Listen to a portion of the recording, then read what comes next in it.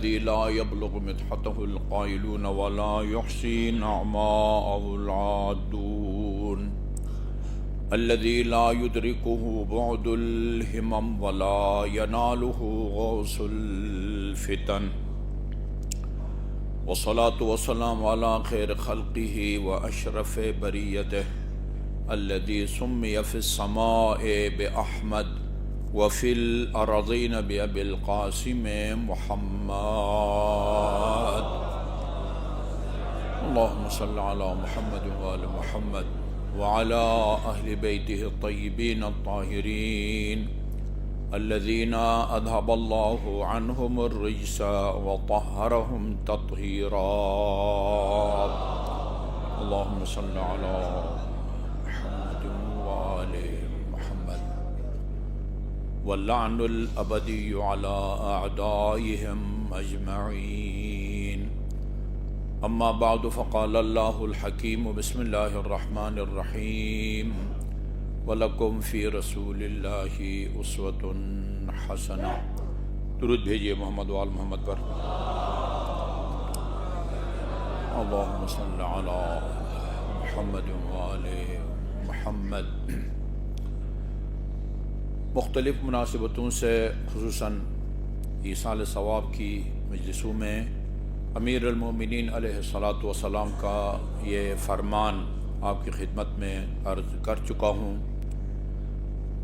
کہ جب کسی نے پوچھا یا امیر المومنین موت سے لوگ کیوں ڈرتے ہیں، تو آپ نے فرمایا اس کی وجہ یہ ہے کہ انہوں نے موت کی تیاری نہیں کی ہوتی۔ جس نے موت کی تیاری کی ہوتی ہے اس کو موت کا کوئی خوف نہیں ہوتا، اور صرف یہ نہیں کہ موت کا وہ خوف نہیں رکھتا، وہ موت کے لیے بے تاب رہتا ہے۔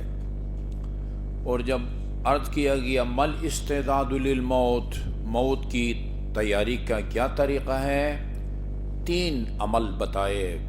جو شخص یہ 3 کام کرے وہ اس کے دل سے موت کا خوف جاتا رہے گا، بلکہ وہ موت کے لیے بے تاب رہے گا۔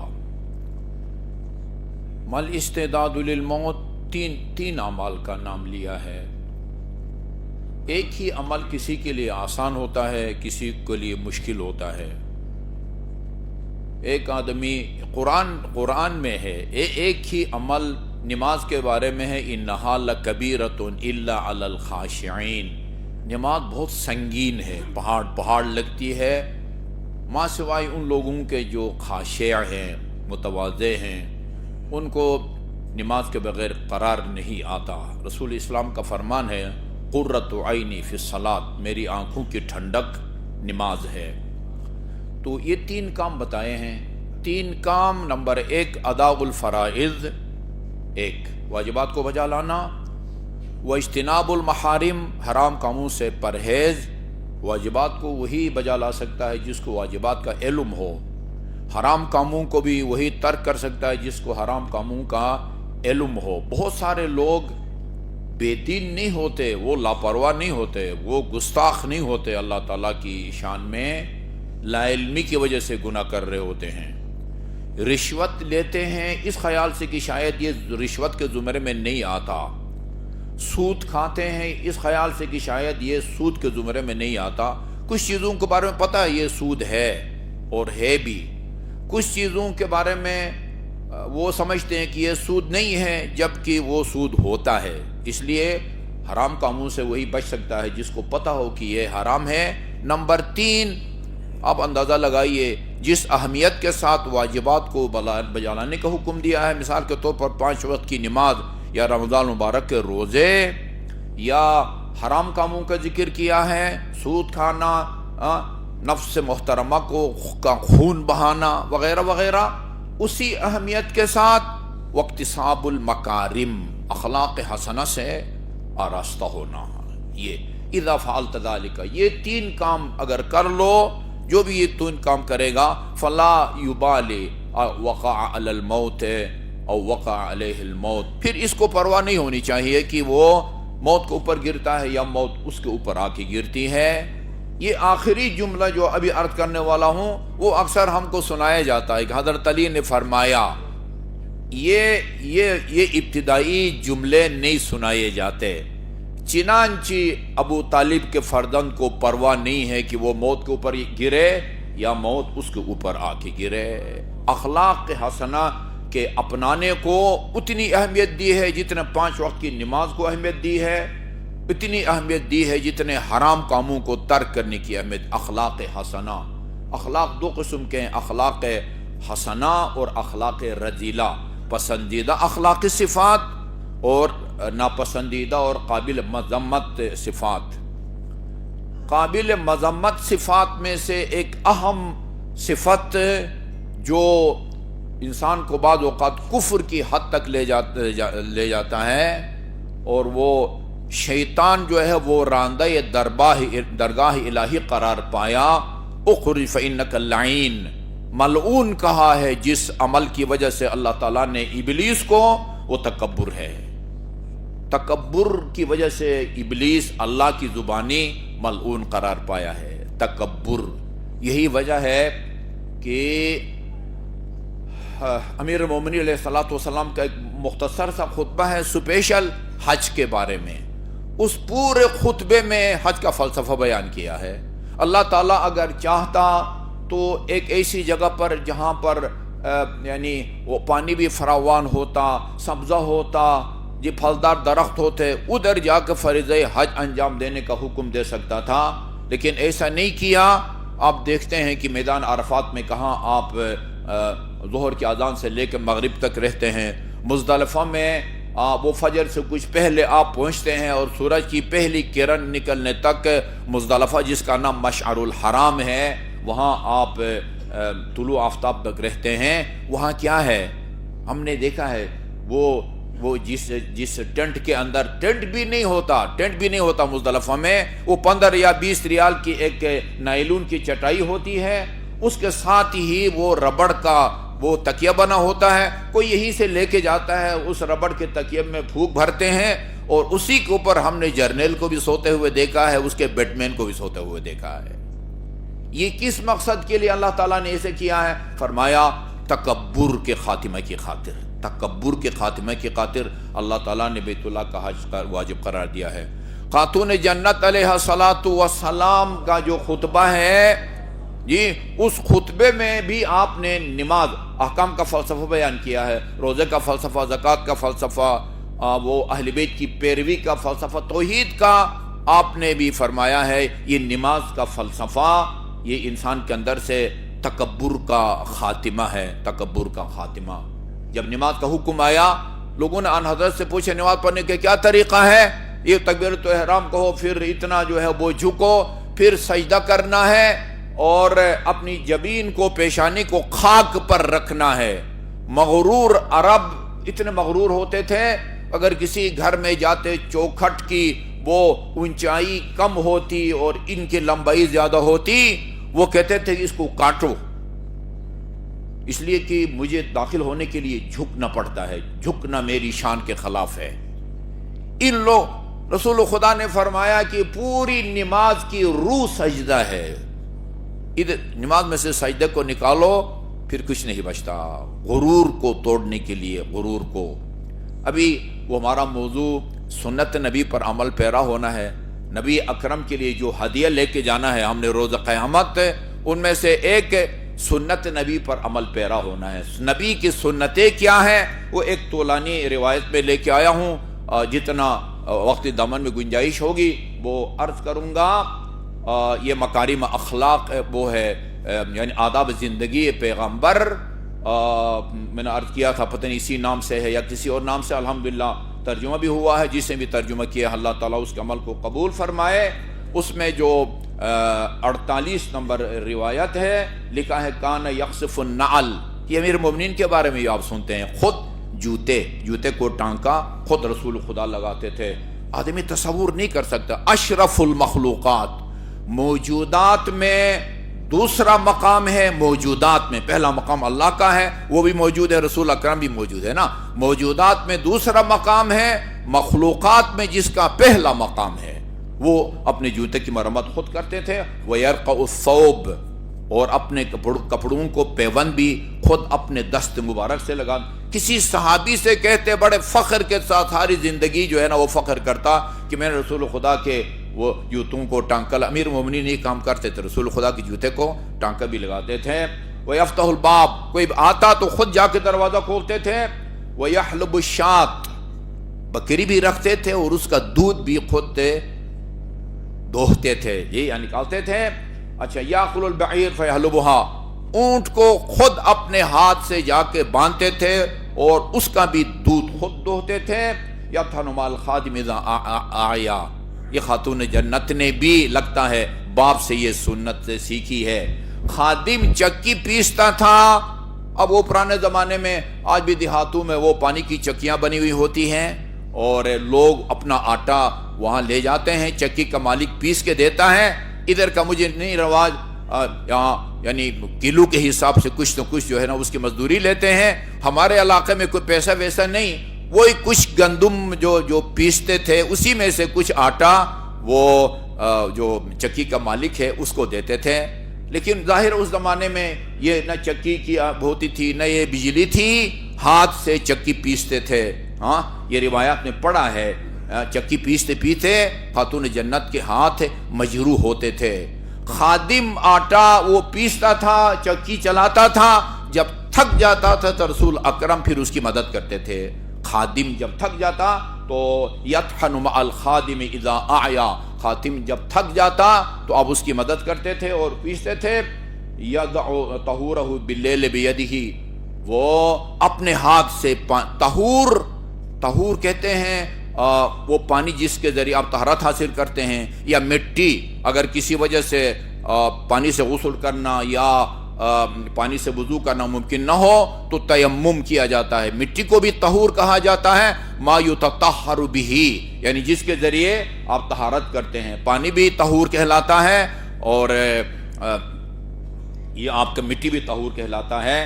وہ رات کو اپنے ہاتھ سے لوٹا یا جو بھی ہے جھگ بھر کے خود اپنے سرانے پر رکھتے تھے, کسی کو حکم نہیں دیتے تھے. اچھا جی, اسی طرح جب چلتے بھی تھے کئی لوگوں کے ساتھ آگے نہیں جاتے تھے. ولا یجلس متکئا, یہ گزشتہ ایک روایت میں بھی تھا, جب لوگوں کے سامنے بیٹھتے تھے تو تکیہ لگا کے سہارے کے ساتھ نہیں بیٹھتے تھے. یخدم فی محنت اہلہ ویقطع لہم, گھر والوں کے ساتھ گھر کے کاموں میں شریک رہتے تھے. گوشت کاٹتے تھے, گوشت کے بھی ٹکڑے ٹکڑے کر دیتے تھے. اذا جلس علی الطعام جلس محقرا, کھانے کے لیے بیٹھتے تھے بڑے تواضع کے ساتھ اور جو ہے نا وہ خاکساری کے ساتھ جو ہے نا وہ بیٹھتے تھے. کان یلطع اصابعہ, ایک تو یہ ہے نا مستحب بھی ہے, رزق و روزی میں اضافے کا بھی باعث ہے. ہاتھ دھونے سے پہلے بھی, کھانا کھانے سے پہلے بھی دونوں ہاتھوں کو دھونا مستحب ہے اور کھانے کے بعد بھی. غسل الیدین قبل الطعام وبعد الطعام ينفی الفقر, جو آدمی کھانے سے پہلے بھی اور کھانے کے بعد بھی دونوں ہاتھوں کو دھوئے وہ اس کے گھر سے فقر غربت جو ہے وہ دور ہو جاتی ہے. ہاتھوں کو دو, صاف کرو, صاف کر کے. اب یہ تو وہ چمچ سسٹم کانٹا سسٹم جو ہے نا ابھی چلا ہے. کھاتے تھے, ظاہر ہے وہ سالن لگتا تھا تو انگلیوں کو چوستے تھے.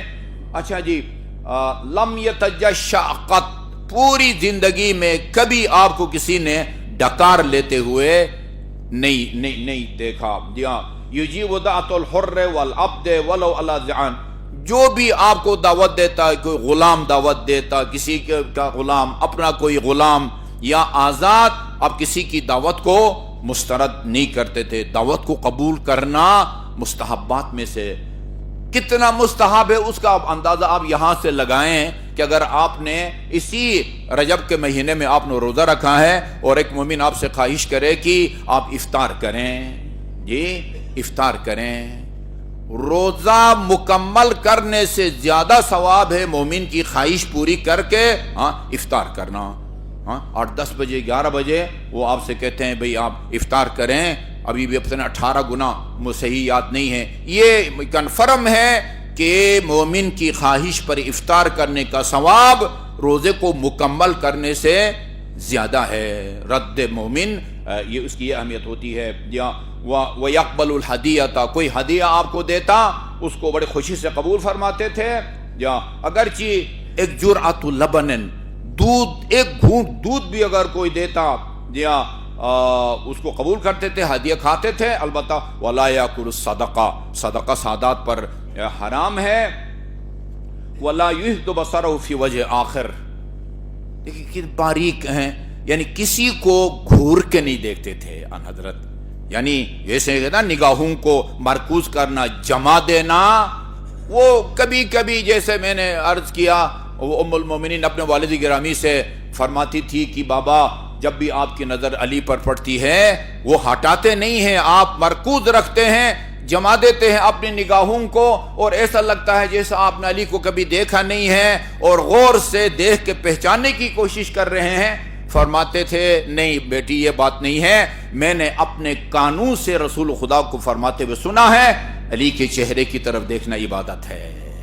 یہ ایک خاص مقصد کے لیے آدمی نظریں جو ہے نا، یا مثلا النظر الی وجہ الوالدین عبادہ، والدین کی چہرے کی طرف دیکھنا عبادت ہے. یہ دوسرے احکام ہوتے ہیں.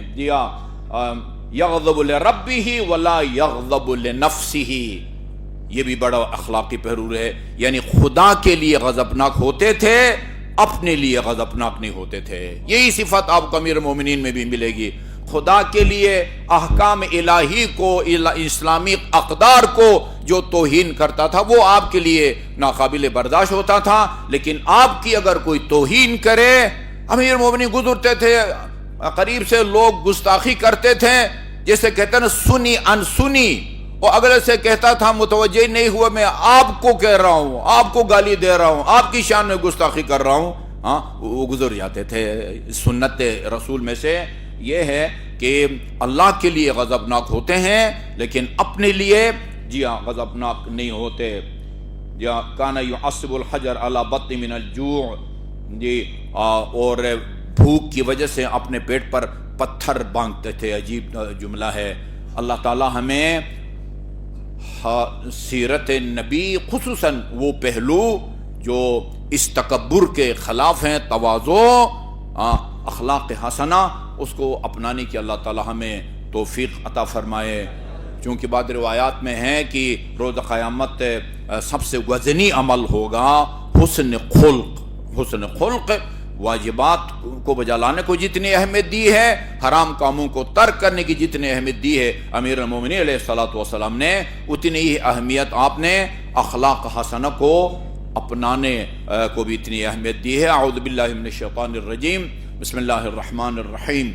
والعصر ان الانسان لفی خسر الا الذین آمنوا وعملوا الصالحات وتواصوا بالحق وتواصوا بالصبر.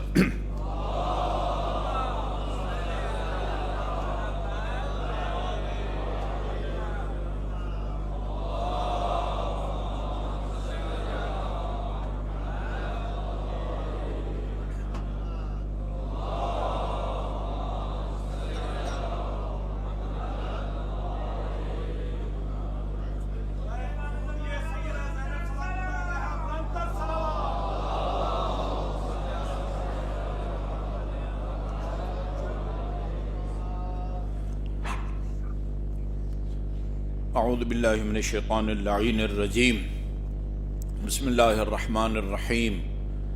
الحمدللہ رب العالمین والصلاة والسلام علی خیر خلقہ محمد وآلہ الطیبین الطاہرین، ولا سیما علی ابن امہ امیر المؤمنین علی بن ابی طالب علیہ الصلاة والسلام، وعلی ابنتہ الصدیقۃ الطاہرہ فاطمۃ الزہراء سیدت نساء العالمین، وعلی صبتیہ الحسن والحسین سیدی شباب اہل الجنہ، وعلی علی بن الحسین زین العابدین، ومحمد بن علی الباقر، وجعفر بن محمد الصادق، وموسى بن جعفر الكاظم، وعلی بن موسى الرضا، ومحمد بن علی التقی، وعلی بن محمد النقی الہادی، والحسن بن علی العسکری، والخلف الحجہ المہدی المنتظر. اللہم عجل فرجہ وسہل مخرجہ لیملأ الارض قسطا وعدلا کما ملئت ظلما وجورا واللعن الابدی علی اعدائہم اجمعین.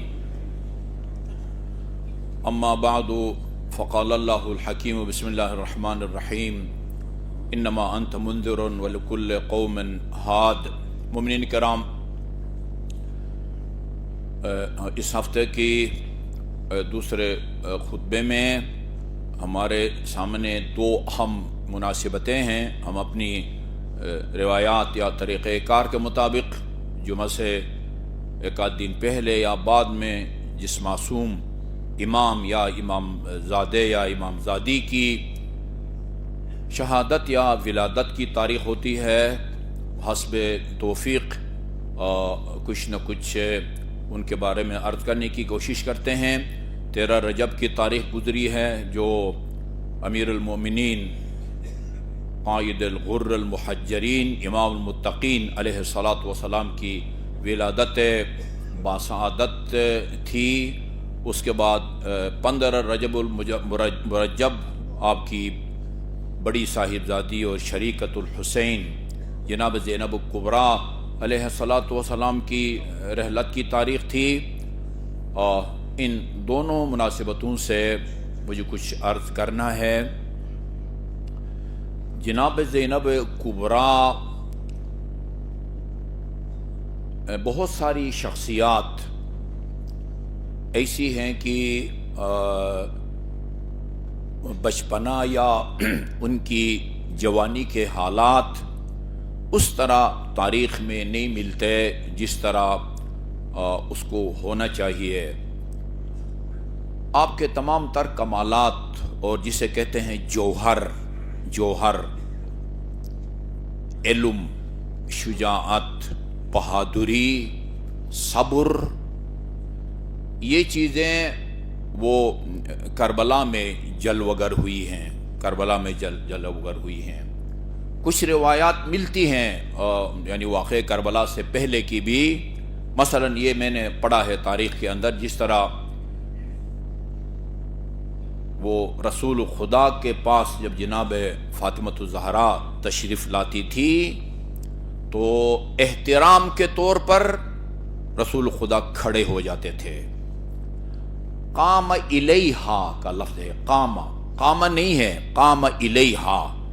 हम अगर इधर बैठे हुए हैं और कोई शख्सियत आती है, वो शख्सियात के कई वो दराजात होते हैं, मरातिब होते हैं। बाज़ शख्सियात के लिए सिर्फ अपनी जगह पर खड़े होते हैं, बाज़ शख्सियात इतनी गैर मामूली होती हैं कि फिर बंदा आगे बढ़ के उनका इस्तकबाल करता है, दस्तबोसी करता है वगैरह वगैरह। कामा नहीं लिखा हुआ, कामा इलैहा, अपनी जगह खड़े होके और आगे बढ़ के इस्तकबाल भी करते थे और दस्तबोसी करके अपनी जगह पर बिठाते थे खातून जन्नत को, रसूल अकरम सल्लल्लाहु अलैहि वसल्लम।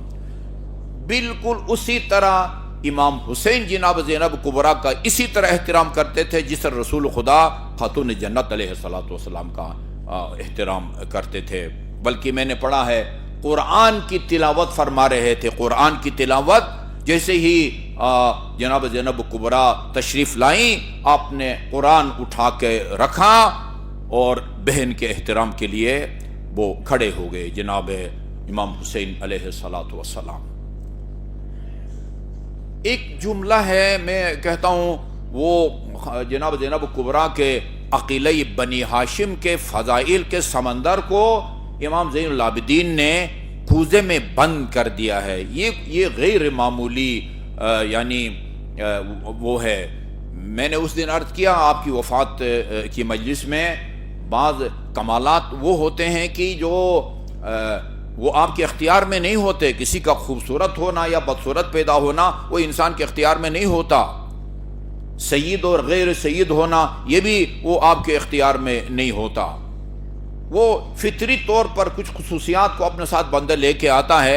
एक आदमी के दो बेटे हैं, दोनों जो है ना वो एक तरह का खाना, एक तरह का खुराक, एक तरफ की ग़ज़ा देते हैं, लेकिन एक का कद बढ़ता है, एक का कद नहीं बढ़ता। ये कुछ फितरी चीज़ें होती हैं। कुछ कमालात वो होते हैं जो इंसान के इख्तियार में होते हैं। जंग में जाकर साबित कदम रहना है या फरार करना है, ये बंदे के अपने वो इख्तियार में होता है। सखावत का मुजाहरा करने चाहिए, कंजूसी का मुजाहरा करने चाहिए, ये इंसान के अपने वो कमालात होते हैं। ये कुछ कमालात امام زین العابدین علیہ الصلاۃ والسلام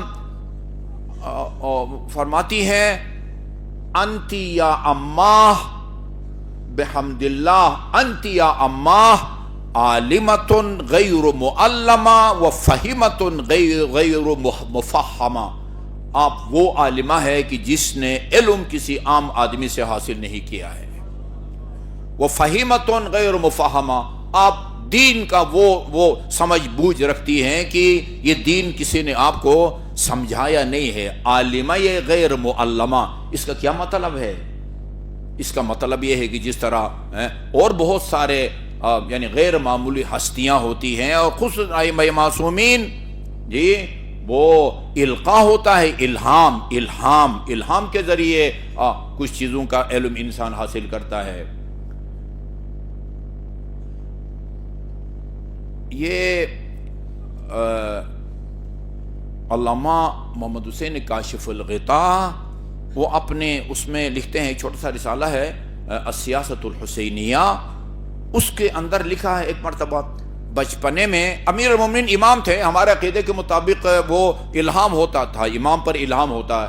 یہ بھی ہم کو بہت زیادہ طعنہ دیا جاتا ہے، لیکن اگر پڑھیں گے تو اور بہت سارے لوگوں کے بارے میں وہ الہام کی باتیں ملیں گی. صرف ائمہ معصومین کے بارے میں جب ہم کہتے ہیں وہ ہضم نہیں ہوتی ہے باتیں. الہام ہوتا تھا. اچھا جی، وہ وحی جب نازل ہوئی ہے رسول خدا پر غار حرا میں، تو وہ شیطان کی چیخ و پکار بلند ہوئی. تو امیر مومنین نے پوچھا یا رسول اللہ یہ چیخ و پکار کس کی ہے؟ کہا یہ شیطان کی چیخ و پکار ہے جو اپنے پوجے جانے سے مایوس ہو گیا ہے. اور اس کے بعد وہاں امیر المومنین نے فرمایا میں وحی کی روشنی کو بھی دیکھ رہا ہوں، نبوت کی خوشبو بھی سونگ رہا ہوں یہ غار حرا میں. اور رسول خدا نے فرمایا انک تسمع ما اسمع وترى ما ارى، جو میں دیکھ رہا ہوں اس کو تو بھی دیکھ رہا ہے، جو میں سن رہا ہوں اس کو تو بھی سن رہا ہے. تو یہ ساتھ ایسا بھی ہے، اس طرح بھی علیم کے پاس علم آیا ہے. اور آپ نے خود فرمایا علمنی رسول اللہ، علمنی رسول اللہ. بچپنے سے لے کر وصال تک امیر المومنین کو مستفید اور مستفیض کرنے کا سلسلہ رسول خدا نے جاری رکھا. امیر المومنین اپنی بیٹی کو درس قرآن پڑھا رہے تھے، درس قرآن. ظاہر ہے اس میں آپ مستقبل میں رونما ہونے والے خوشگوار یا ناخوشگوار واقعات سے آگاہ کر رہے تھے. واقع کربلا کا ذکر آیا، تفصیل کے ساتھ امیر المومنین کو معلوم تھا واقع کربلا کے بارے میں. بیٹی کو بتانا شروع کیا اور بتایا کہ کیا ہوگا عصر عاشور، یہ میرے بیٹے حسین کو اولاد اصحاب سمیت شہید کیا جائے گا، سب کو شہید کیا جائے گا. اس کے بعد امیر المومنین بتانا چاہتے ہیں کہ حسین کی شہادت کے بعد اس کے بعد کیا ہوگا، یا شام غریبان میں کیا ہوگا. امیر المومنین کو تأمل ہوتا، جھجکتے ہیں کہ شاید بیٹی نہ سن سکے، اس کے دل پر کوئی اثر نہ ہو. جناب زینب کبریٰ نے فرمایا کہ یہ جو باتیں آپ مجھ سے چھپا رہے ہیں اس کی تفصیل میں اپنی مادر گرامی حضرت زہرا سے سن چکی ہوں. انت عالمۃ غیر معلمہ، یہ آپ کی بہت بڑی فضیلت ہے. اور اللہ تعالی ہمیں اس مکرمہ اور معظمہ، یہ نہ ہوتی تو یہ واقعی کربلا کا یہ پس منظر لوگوں کو معلوم نہ ہوتا جی، اور نواسۂ پیغمبر کی شہادت رائگان جاتی اگر جناب زینب کبریٰ کے خطبے جی اور امام زین العابدین کے جی خطبے نہ ہوتے. ہمیں اس مکرمہ کی سیرت کو سمجھنے اور اس پر عمل کرنے کی توفیق عطا فرمائے. اور دوسری مناسبت خود امیر المومنین علیہ الصلوۃ والسلام کی ہے. میں زیادہ تفصیل میں نہیں جاتا، صرف ایک کی روایت عرض کرتا ہوں جس کو اہل تشیع نے بھی اپنی کتب احادیث میں نقل کیا ہے اور اہل سنت برادران نے بھی وہ نقل کیا ہے. وہ اسلامیات کی 5ویں میں وہ ایک فضیلت میں نے کہا لکھو حضرت علی کی، اور وہ یہ کہ خانہ کعبہ میں آپ کی ولادت ہوئی ہے. اس کو لکھنے کے لیے تیار نہیں تھے جبکہ یہ خبر متواتر ہے. مستدرک حاکم نے لکھا ہے تواترت الاخبار علی ان فاطمہ بنت اسد ولدت علی فی جوف الکعبہ. خبر متواتر ہے من کنت مولا فہذا علی مولا کی طرح، انی تارکن فیکم الثقلین کی طرح خبر متواتر ہے کہ فاطمہ بنت اسد نے کعبہ کے وسط میں علی علیہ السلام کو جنا۔ اس کو لکھو۔ وہ کہنے لگے اور لوگوں کی بھی خانہ کی ولادت ہوئی ہے، اور لوگوں سے ہمارا کیا مطلب ہے بھائی؟ اور لوگ تو نصاب میں نہیں، ابھی تو علی کی بات ہو رہی ہے۔ یا کہو خانہ کعبہ میں علی کی ولادت نہیں ہوئی ہے، اگر ہوئی ہے تو پھر لکھو۔ مجھے نہیں معلوم کیا تکلیف ہوتی ہے، نہیں لکھا۔ ہاں خانہ کعبہ کے اندر علی کی جو ہے نا وہ ولادت ہوئی ہے۔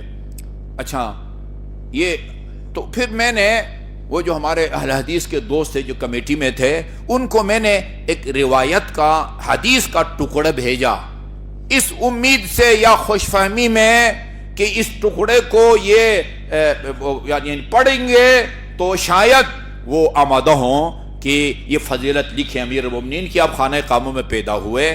وہ ٹکڑا یہ تھا، اب یہ ساری حدیث جلدی سناؤں گا۔ ٹکڑا یہ تھا من کتب فضیلۃ من فضائل علی، جو علی کی ایک فضیلت لکھے، یہ نہیں کہ کتاب یا کتابچہ کی صورت میں یا کئی جلدوں میں چھپوائے، جیسے علامہ ہلی نے 2000 دلائل سے امیر المومنین کی خلافت بلا فصل کو ثابت کیا ہے۔ 2000 کو عربی میں الفین کہتے ہیں، اردو میں ترجمہ بھی ہو چکا ہے الفین علامہ ہلی کا۔ احقاق الحق علامہ وہ نور اللہ شوستری جو آگرہ میں دفن ہے، انہوں نے 10 جلد کتاب لکھی ہے آیت اللہ عظمی، وہ آپ کے مرعشی نے 31 جلدوں میں اس کی شرح لکھی ہے۔ اس کی بات نہیں کرتے، ایک فضیلت آپ اپنی ڈائری میں لکھیں، لم تزل الملائکۃ تستغفر له ما بقی منہ الرسم، جب تک کہ یہ اس فضیلت کی تحریر کے آثار باقی رہیں گے فرشتے آپ کے لیے طلب مغفرت کرتے رہتے ہیں۔ یہ جب اس کو میں نے بھیجا، انہوں نے جواب میں بھیجا کہ آپ نجفی صاحب مہربانی کر کے وہ اس کا پورا متن جو ہے وہ سند سمیت بھیج دے، پورا متن سند سمیت بھیجے، یعنی کس راوی کے ذریعے یہ حدیث ان حضرت تک پہنچتی ہے، وہ میں نے سند سمیت بھیجا دی۔ اللہ فرمایا ان اللہ جعل لأخ علی ابن ابی طالب فضائل اللہ تحصى کثرتاً۔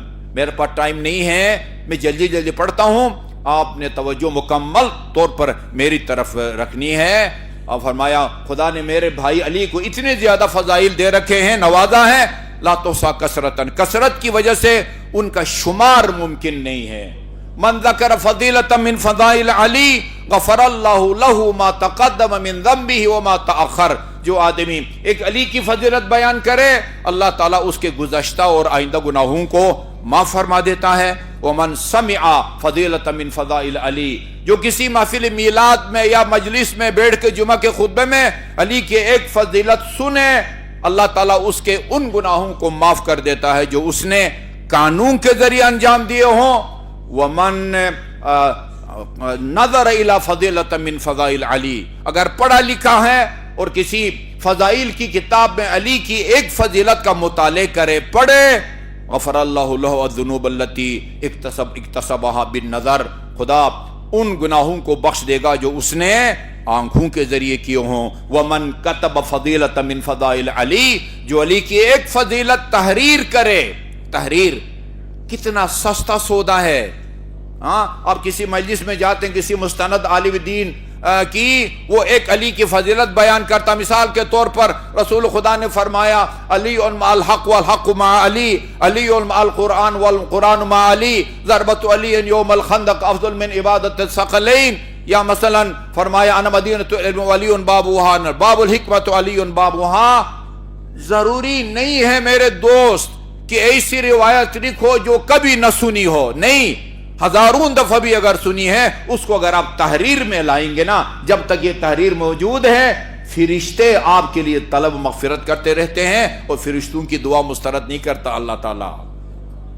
اچھا جی، اس کے بعد فرمایا النظر الی علی عبادہ، یہاں چہرے کا ذکر نہیں ہے، چہرے کی طرف دیکھنا اگر صرف عبادت ہو وہ پھر وہ عبادت کا دائرہ تنگ ہو جاتا ہے. اس کا مطلب ہے کہ جس کی نظر علی کے چہرے پر پڑے گی اس کو عبادت کا ثواب ملے گا, کسی کی نظر پشت مبارک پر پڑے وہ ثواب سے محروم رہے گا. نہیں, یہ روایت کہتی ہے النظر الی علی عبادہ, علی کے سراپا کو دیکھنا عبادت ہے, سراپا کو. اچھا جی, اور آخری ہے نا جس کو آپ کہیں پوری حدیث کی روح اور جان, لا يقبل اللہ ایمان رجل الا بالاقرار بولایتہ والبراءۃ من اعدائہ. اللہ تعالیٰ اس شخص کے ایمان کو ہرگز قبول نہیں کرتا, کسی کے ایمان کو اس وقت تک قبول نہیں کرتا یا اس وقت تک مومن کہلانے کا حقدار نہیں بنتا جب تک علی کی ولایت کا اقرار نہ کرے اور جب تک علی کے دشمنوں سے اپنی لا تعلقی کا اظہار نہ کرے.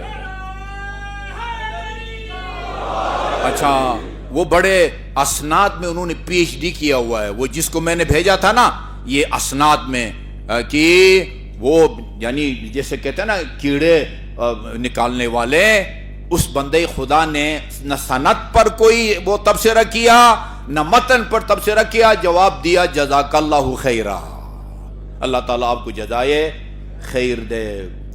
جتنا خدا کا شکر کریں یہ کم ہے. امام جعفر صادق علیہ السلام امیر المومنین کے فرزند تھے, امیر المومنین کے فرزند امام حسین تھے, ان کے فرزند امام زین العابدین تھے, ان کے فرزند امام جعفر صادق, ان کے فرزند امام محمد باقر, ان کے بیٹے امام جعفر صادق ہیں. 3 یا 4 واسطوں سے وہ فرزند علی تھے. امام محمد جعفر صادق فرماتے ہیں مجھے علی سے اپنی ولادت یا فرزند علی ہونے پر اتنا فخر اور ناز نہیں ہے جتنا میں علی کی ولایت پر فخر کرتا ہوں, اس لیے کہ یہ ولادت یہ ایک فضیلت ہے اور علی کی ولایت کا اقرار یہ فریضہ ہے, فرق ہے فریضہ اور فضیلت میں. اللہ تعالی ہمیں تا حیات یہ علی اور اولاد علی کی ولایت اور امامت پر ثابت قدم رہنے کی توفیق عطا فرمائے, جس کو روایات میں سب سے بڑی نعمت کہا گیا ہے. اور آخر میں پھر عرض کروں گا, یہ حالات جو پارہ چنار ہیں وہ ٹھیک ہونے کا نام نہیں لے رہے, اور ہم یہ سمجھتے ہیں, بارہا عرض کر چکا کہ رسول اسلام اسلامی تعلیمات کے مطابق جاندار چیز کو بھی اس طرح بھوکا مارنا جو ہے وہ جائز نہیں ہے. 2 دفعہ میں نے خطبے میں ذکر کیا ہے, آن حضرت نے معراج کے سفر میں اس عورت کو دیکھا جس نے ایک بلی کو حبس بیجا میں رکھا تھا. آپ نے میرے بھائی ان کو حبس بیجا میں رکھا ہوا ہے, نہ ادھر کھانے پینے کی چیزیں پہنچا رہے ہو نہ ادھر سے نکلنے دے رہے ہو. وہاں ہمارے عزیز رہتے ہیں, انہوں نے بتایا کہ دکانوں پر وہ ڈرائی فروٹ بھی ختم ہو گیا ہے, ہر چیز ختم ہو گئی ہے, ہر چیز ختم ہو گئی ہے. اب ہم آپ کے سامنے ان کا اسلام ثابت کریں, مسلمان ہونا ثابت کریں, جاندار ہونا ثابت کریں. جاندار چیز کو اس طرح بھوکا جو مارتا ہے وہ جہنم جاتا ہے, وہ عذاب میں مبتلا ہوتا ہے. اور ساری دنیا کو پتہ ہے کہ ذمہ دار کون ہے, کون راستہ کھول سکتا ہے اور نہیں کھولتا, اور ان کو اس طریقے سے جو ہے نا وہ پرامن طریقے سے نسل کشی کی کوشش کی جا رہی ہے. ہماری دعا ہے, روایات میں بھی ہے کہ آپ کا اصلاح آپ کی دعا ہے, خدا بحق محمد و آل محمد پارہ چنار کے مومنین کی حفاظت فرما اور ان کی مشکلات کو اپنی قدرت و کاملہ سے حل اور آسان فرما. ہمارے حکمرانوں کے دلوں میں وہ رحم کی نعمت ان کے دلوں میں جو ہے وہ عطا فرما, تاکہ ان کے دل میں رحم آئے اور کم از کم عذاب الہی سے وہ بچ سکیں. اعوذ باللہ من الشیطان الرجیم, بسم اللہ الرحمن الرحیم. قل هو اللہ احد اللہ الصمد لم یلد ولم یولد ولم یکن له کفوا